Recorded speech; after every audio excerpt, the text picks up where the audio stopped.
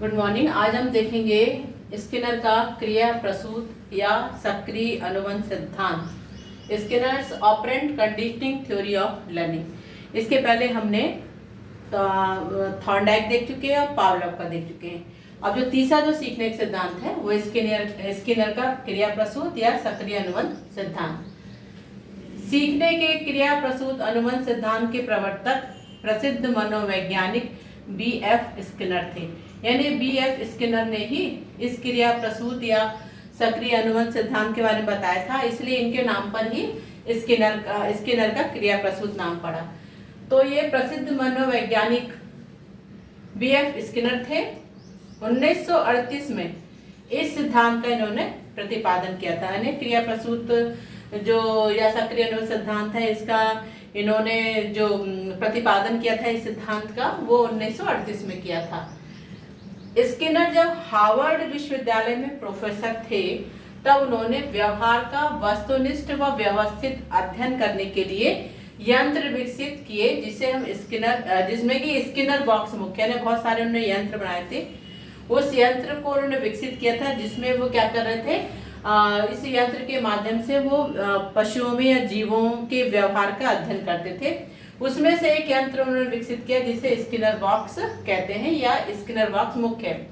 इन्होंने क्या किया, इस यंत्र के माध्यम से अवलोकन विधि का प्रयोग करके, जो यंत्र बनाया उस यंत्र के माध्यम से अवलोकन विधि का प्रयोग करके क्या किया, चूहे और कबूतरों की सहज क्रियाओं पर अनेक प्रयोग किए। यानी जो स्किनर का बॉक्स था उसके अंदर वो चूहे रख देते थे या कबूतर रख देते थे और वो अवलोकन करते थे। अवलोकन के लिए वो एक मशीन सी लगी हुई थी, या तो डायरेक्ट अवलोकन देखते थे या फिर जैसे कोई अनुपस्थित है तो वो जो मशीन के माध्यम से सारे रिकॉर्ड आ जाते थे, उसको देखकर वो अनुमान लगाते थे। उसको देखकर वो उन पशुओं की सहज क्रिया के बारे में जानकारी प्राप्त कर पाते थे।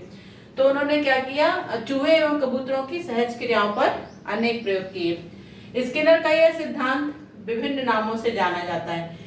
जो ये क्रिया प्रसूत या सक्रिय अनुबंध सिद्धांत है, ये विभिन्न नामों से जाना जाता है। जैसे कि क्रिया प्रसूत अनुबंध सिद्धांत, तो एक तो अपने पास है क्रिया प्रसूत अनुबंध सिद्धांत, दूसरा ये भी है सक्रिय अनुबंध सिद्धांत। इसके अतिरिक्त इसको कार्यात्मक अनुबंध सिद्धांत, नैमित्तिक अनुबंध सिद्धांत के नाम से भी जाना जाता है। यानी नैमित्तिक अनुबंधन अनुसिद्धांत का मतलब ही स्किनर का प्रयोग है, और कार्यात्मक अनुबंध सिद्धांत का मतलब भी स्किनर का प्रयोग है। और सक्रिय अनुबंध तो लिखा ही हुआ है, तो सक्रिय अनुकूलित अनुक्रिया सिद्धांत। इस प्रकार क्रिया प्रसूत अनुबंध सिद्धांत, कार्यात्मक अनुबंध सिद्धांत, नैमित्तिक अनुबंधन सिद्धांत और सक्रिय अनुकूलित अनुक्रिया सिद्धांत के नाम से ये स्किनर के प्रयोग जाने जाते हैं। स्किनर एक व्यवहारवादी थे। इन्होंने क्या किया, चूहे एवं कबूतरों की सहज क्रियाओं पर आधारित अनेक प्रयोग किए। यानी स्किनर एक व्यवहारवादी थे। इन्हें चूहे और कबूतरों के लिए उनकी सहज क्रियाओं पर अनेक प्रयोग किए और अनुभव किया कि प्राणी जो है स्वयं अपनी ओर से ही व्यवहार की पहल करता है।